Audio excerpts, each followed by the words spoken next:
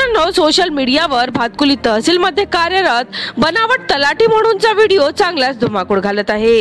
या बाईने न कुठली परीक्षा पास केली, न कुठलं प्रशिक्षण घेतलं, डायरेक्ट मराठा आरक्षण संदर्भातल्या ओबीसी सर्वेवर 2012 ते आजपर्यंत या तलाठी असल्याचा पगार घेत आहे। तसेच अर्धा पगार तहसीलदारालाही देत आहे। मित्रांनो, असे मजकूर लिहून हा व्हिडिओ सोशल मीडियावर व्हायरल करण्यात आला आहे। मित्रांनो, हा व्हिडिओ सोशल मीडियावर 50,000पेक्षा अधिक लोकांनी बघितला असून शेकडो लाईक व शेअरही करण्यात आला आहे। या व्हायरल होत असलेल्या व्हिडिओची पडताळणी केली असता काही धक्कादायक बाबी समोर आल्या आहे।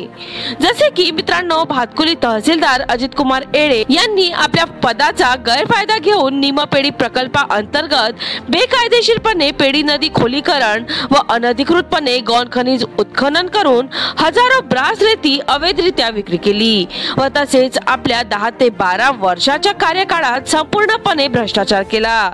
यासोबतच भातकुली तहसील कार्यालय अंतर्गत महसूल विभागातील पतीच्या नावावर बोगस तलाठी बनवून स्मिता मुकुंद चौधरी यांनी सन 2012 ते सन 2024 पर्यंत शासनाची दिशाभूल करून करोडो रुपयांचा भ्रष्टाचार केल्याबद्दल त्यांच्या विरोधात अमरावती येथील विभागीय आयुक्त कार्यालयासमोर मागील 7 दिवसापासून युवा लॉयन्सचे अध्यक्ष योगेश गुर्दे हे आमरण अन्नत्याग आंदोलन करत आहे।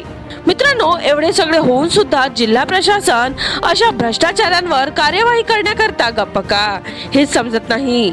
सध्या सगळीकडे हा मुद्दा जोर धरत असून योगेश गुर्दे हे मागील 7 दिवसापासून आमरण उपोषण करत आहे। अनेक संघटनांचेही यांना समर्थन आहे, परंतु तरीही प्रशासन याकडे दुर्लक्ष का करत आहे, भ्रष्टाचारांवर कार्यवाही का करत नाही। मित्रांनो, या भ्रष्टाचारामध्ये जिल्हा प्रशासनही सामील नाही ना, असा एक अनेक प्रश्न सध्या नागरिकांच्या मनात उपस्थित होत आहे। चला तर मित्रांनो, पुन्हा भेटूया नवीन बातमीसह। तोपर्यंत पाहत रहा अमरावती सिटी न्यूज।